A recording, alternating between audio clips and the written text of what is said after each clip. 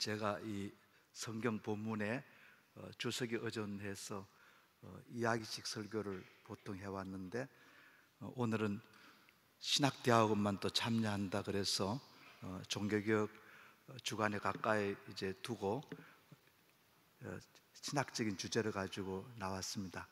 그래서 혹시나 입신하실 분들은 책임이 저에게 있는 줄로 알고, 또 반대로 제가 설교 끝나면 수준이 참 형편없구나 이제 그런 제 책망을 할 테니까 알아서 하시기를 바랍니다. 25분간 제가 종교개혁자 말틴 부처와 칼빈으로 이제 박사학위를 받았는데, 그 핵심 내용을 25분 안에 설교한다는 것은 말도 안 되지만은 한번 시작하고 그 대신 원고 중심으로 쭉 읽어 나가도록 하겠습니다. 내년 2019년 10월 31일은 말틴 루터가 10월 31일에 종교개혁을 시작한 지 502주년이 되는 날입니다. 루터의 종교개혁과 관련해서 우리는 두 가지 질문부터 시작하고자 합니다. 루터의 종교개혁은 단순한 정치적, 경제적, 사회적 사건에 불과한가? 아니면 종교적 사건이었는가? 루터의 종교개혁은 중세의 연장선에서 불과한가? 아니면 중세에 대한 코페르니쿠스적인 전환점을 이루었는가? 최근에 한국 천주교회가 펴낸 평신도용 전도책자에는 루터교회를 소개하면서 루터의 종교개혁은 종교적 사건이 아니라 교회적, 경제적, 사회적 사건으로 규정하고 있습니다. 직접 인용을 해드립니다. 루터교회, 독일인 루터는 천주교의 신부님이었다. 교회에 대한 개혁주의자로서 정통교리에 대한 해석의 차를 주장했습니다. 1117년 교황권을 거부하고 교회에서 파문된 후 미사, 성체, 성직자와 수도사의 독실 생활을 반대했다. 드디어 1130년 독립된 교파를 이루었다. 루터는 대산 논쟁을 계기로 하여 당시의 교회적, 경제적, 사회적 질서에 대한 불만을 모두 표현하면서 종교개혁을 이끌어갔다. 그러므로 종교개혁은 순수한 종교적 사건이 아니다라고 천주교는 말하고 있습니다. 상당 부분의 교회사나 교리사 책은 루터의 종교개혁은 종교적 사건일 뿐만 아니라 다양한 동기와 원인을 동반하고 있다고 말하고 있습니다. 그러나 최근에 구신교 종교개혁 전문가들은 일반적으로 루터의 종교개혁의 주된 동기와 주된 원인은 종교 문제이며 교리 문제이며 진리 문제이며 영적인 문제로 규정합니다. 이 말은 두 가지 의미를 내포합니다. 첫째로 종교 문제에 집중하지 않고 주로 사회, 경제 문제에 집중한 과격파 농민운동 등과는 달리 루터의 종교개혁의 주된 동기와 주된 목적은 종교 문제에 집중되었다는 말입니다. 둘째로 16세기 중세 로마 천주교의 진영에서도 루터보다 6개월 먼저 종교개혁의 필요성을 인정하는 기류들이 있었고, 실제 종교개혁이 먼저 시도되었지만 로마 천주교회는 종교개혁을 종교의 틀 속에서가 아니라 윤리의 틀 속에서 이해하고 개혁을 시도했습니다. 이와는 정반대로 루터의 종교개혁은 종교 문제, 교리 문제, 진리 문제, 영적인 문제로부터 시작되었습니다. 루터를 비롯해 16세기 종교개혁자들의 종교개혁의 주된 동기는 종교적 동기라고 주장한 프랑스의 스토페르는 종교개혁을 올바르게 보았습니다. 비록 종교개혁의 연대가 16세기라 하더라도 기독교 문화권에서 교회개혁의 필요성을 감지했던 것은 전기 중세 말기부터였습니다. 그러나 이 기대는 잔인하게 밟혔습니다. 왜냐하면 라테나노 5차 회의 1117년 공포한 일련의 결정사항들이 기독교계의 소망에 따르지 못했기 때문입니다. 이래하여 천주교회의 교회갱신의 주도권 장악을 위한 교황청에게 제공된 기회가 지나가 버리고 말았습니다. 최근에 심지어 로마 천주교 신학자 이북 옹가르도차도 교회개혁과 관련해서 종교개혁자들은 종교 문제에 주된 관심을 가진 반면에 로마 천주교회는 윤리 문제에 주된 관심을 가졌다고 올바르게 지적했습니다. 중세 로마 천주교의 개혁들은 교리, 성례, 계급 조직 등의 교회 구조적 질서가 아니라 교회의 생활 질서에서 이루어졌습니다. 이러한 사실은 일반적으로 악습들을 개혁하는 대로 개혁을 제한시켰습니다. 중세 로마 천주교회가 개혁한 것은 미푼 양속이지 교리가 아니었습니다. 그런데 성도들의 정신적 요구들에 부응하기 위하여 갱신이 필요했습니다. 루터, 처빙글리 그리고 칼빈 같은 인물들이 전적으로 진입했던 분야가 바로 이곳이었습니다. 비록 중세 로마 교회의 윤리 문제가 매우 심각했을지라도 종교개혁자들의 개혁 동기는 윤리적 오류가 아니라 교리와 진리의 오류였습니다. 그렇습니다. 종교개혁자 파렐은 로마 천주교의 신부님들을 비난한 것은 그들이 잘못 살아가는 것에 대해서가 아니라 그들이 잘못 믿는 것에 대해서였다고 말하고 있습니다. 쿠르트 알란트는 루터의 종교개혁을 중세 연장으로 이해하지 않고 중세와의 불연속성에서 파악하여 루터의 종교개혁을 코페르니쿠스적인 전환점이라고 부릅니다. 확실히 루터의 사상에서 많은 중세적 요소들을 취약할 수 있습니다. 그러나 그의 활동과 첫째로 그의 활동의 영향들을 볼 때 루터의 종교개혁과 함께 근대의 시작을 명백히 알 수 있습니다. 코페르니쿠스적인 전환점은 1917년 10월 31일 항의문을 붙임으로써 시작되었습니다. 오늘날 루터를 하나의 괴물로 또는 기껏해야 시대에 뒤진 사람으로 여기는 사람조차도 그의 상속자들이며 루터와 종교개혁이 없었다면 우리의 현대 사상계는 오늘날 같은 발전을 이루지 못했을 것입니다. 그렇습니다. 종교개혁 502주년을 기념하면서 우리는 16세기 종교개혁의 주된 동기는 사회적, 정치적, 경제적 문제나 윤리적 문제가 아니라 교리와 믿음 등을 비롯한 진리의 문제며 참 종교의 문제임을 다시 한번 확인하고 확신해야 할 것입니다. 한국교회 안팎에서 교회의 개혁의 필요성이 어느 때보다 더 절실히 요구되고 있고 그 필요성을 모두가 공감하고 있지만은 우리가 보기에 이보다 더 심각한 것은 오늘날 교회의 근본 문제에 대한 오진과 잘못된 처방이 내려진다는 사실입니다. 비록 한국교회가 윤리적으로 위험수위에 도달했을지라도 한국교회는 윤리 문제부터 해결의 실마리를 찾을 것이 아니라 우리가 믿는 믿음의 내용, 우리가 교회와 신학교에서 가르치는 교리와 신학의 내용, 우리가 선포하는 선교의 내용, 우리가 선교하는 선교의 내용이 하나님의 말씀인 성경과 얼마나 일치하고 있는지를 점검해야 할 것입니다. 왜냐하면 중세 로마 천주교의 개혁은 우리가 잘못 행하는 문제를 교회의 최고 위기로 진단했지만은 이와 정반대로 종교개혁자들은 우리가 잘못 믿는 믿음의 문제를 교회의 최고의 적으로 간주했기 때문입니다. 그러므로 루터의 종교개혁은 중세교회의 연장선이 아니라 코페르니쿠스적인 전환점이었습니다. 성경의 진리에 일치하는 믿음으로부터 성경의 진리에 일치하는 선행이 나옵니다. 이와 같이 마태복음 7장 17절 18절에서 이와 같이 좋은 나무마다 아름다운 열매를 맺고 못된 나무가 나쁜 열매를 맺나니 좋은 나무가 나쁜 열매를 맺을 수가 없고 못된 나무가 아름다운 열매를 맺을 수 없느니라. 아멘. 이제 종교개혁의 핵심 원리가 무엇입니까? 첫 번째, 오직 성경으로 솔라 스크립투라의 원리입니다. 고등 종교의 특징들 중에 하나는 경전을 가지고 있는 것입니다. 불교는 불경을 가지고 있고 유교는 공자가 남긴 글들을 모은 경전을 가지고 있습니다. 다시 말하면 종교가 추구해야 할 원리와 목적이 경전 속에 고스란히 담겨져 있습니다. 기독교의 경전은 66권으로 구성된 성경인데 이것을 정경이라고 부릅니다. 기독교는 성경을 가장 소중한 하나님의 말씀으로 믿습니다. 왜냐하면 성경은 우리가 믿어야 할 모든 신앙 내용과 우리가 실천해야 할 모든 행동 규범과 지침을 담고 있는 정확하고도 결점이 전혀 없는 하나님의 말씀이기 때문입니다.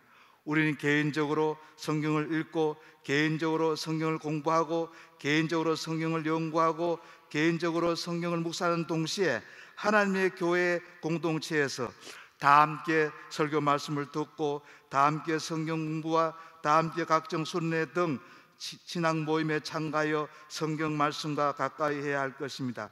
그 결과 우리는 올바른 믿음을 갖게 되어 올바른 실천을 할 수 있게 됩니다. 둘째로 오직 은혜로의 원리 솔라 그라치아입니다. 일반적인 철학자들이나 종교가들이나 도덕가들이나 교육가들은 죄와 구원의 문제나 도덕과 윤리의 문제를 자신들의 힘으로 해결할 수 있다고 생각합니다. 여기에는 초월자나 절대자의 도움이나 은혜에 대한 의식이나 필요성이 거의 없습니다. 그러나 특히 종교개혁 전통에 서 있는 기독교는 하나님의 은혜와 하나님의 도우심에 대한 신앙이 절대적입니다.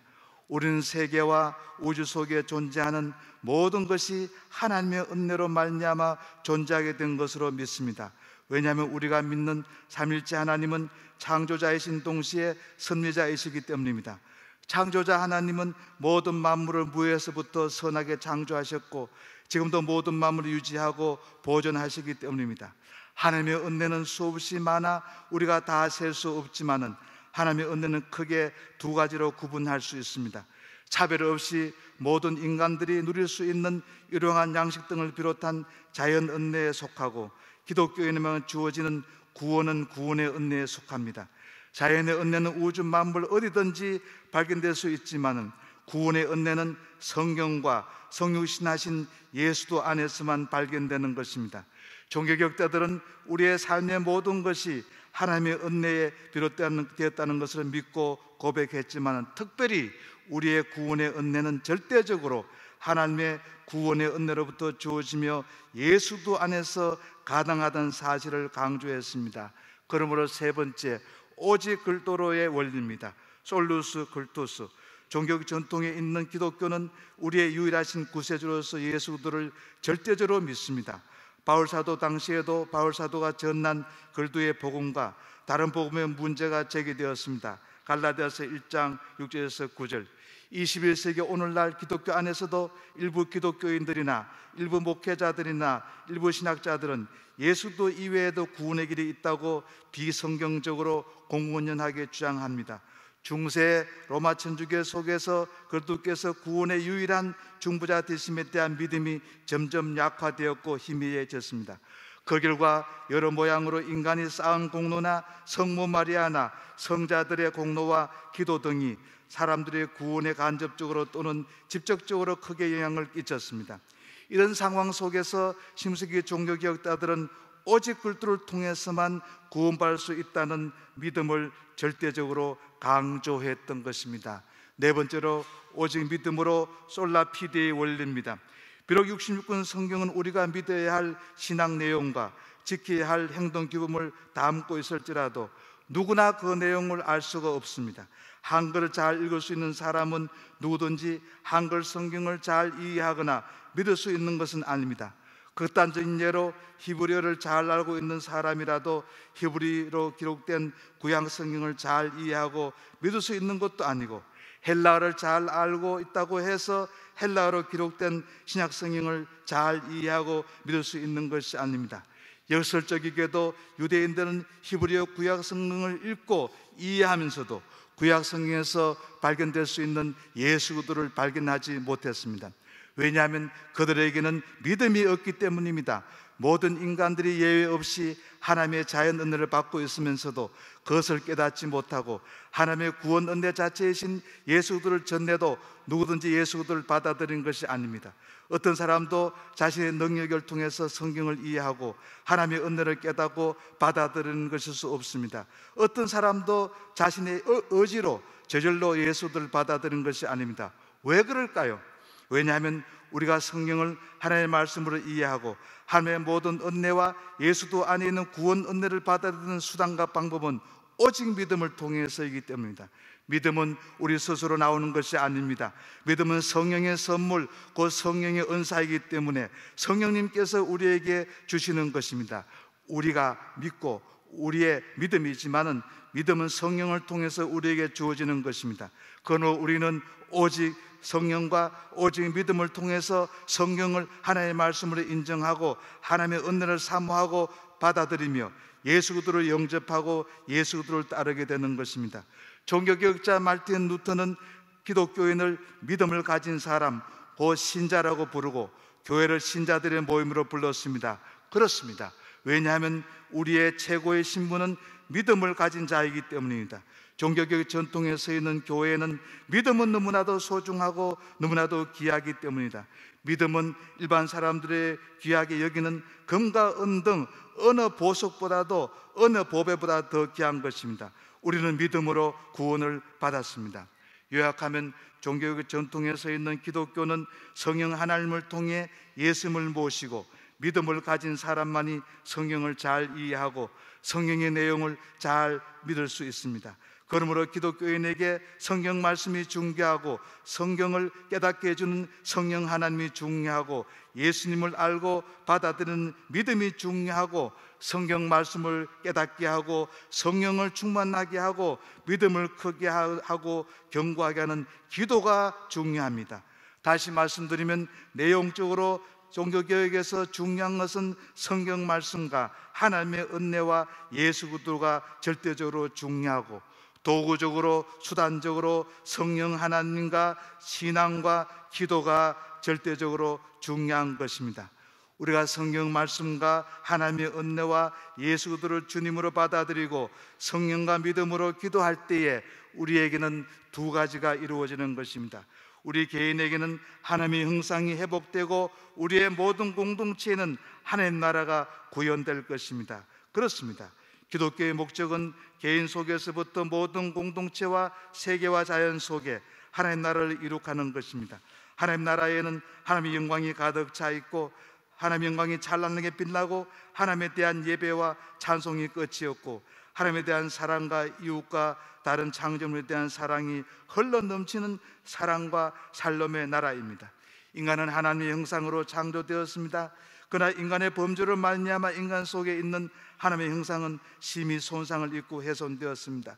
그 결과 인간은 예술이나 과학 등의 분야, 즉 땅에서 인간에게 필요한 기술이나 학문이나 경제 등에서는 어느 정도의 기능을 발휘하여 발전을 이룩하고 있지만은 그것을 통해서 인간은 하나님의 형상을 완전히 회복시킬 수가 없고 결코 구원에 이르지 못하게 되었습니다.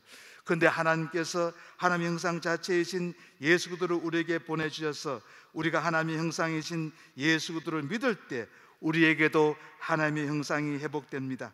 우리가 장차 회복해야 할 하나님의 형상의 내용은 에베소서 4장 24절에 의와 진리의 거룩함입니다.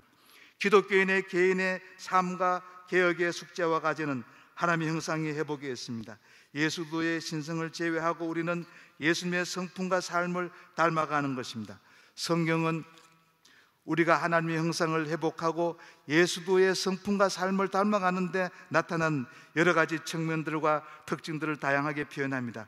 성경은 우리가 하나님의 은혜로 예수 그리스도 안에서 창세전에 선택되었다고 말씀합니다. 성경은 하나님의 은혜로 우리가 부름받았다고 말씀합니다. 성경은 하나님의 은혜로 우리가 믿음으로 어렵다고 인정받았다고 말씀합니다. 하나님의 은혜와 성령으로 우리가 중생하여 하나님의 자녀로 입양되었다고 말씀합니다.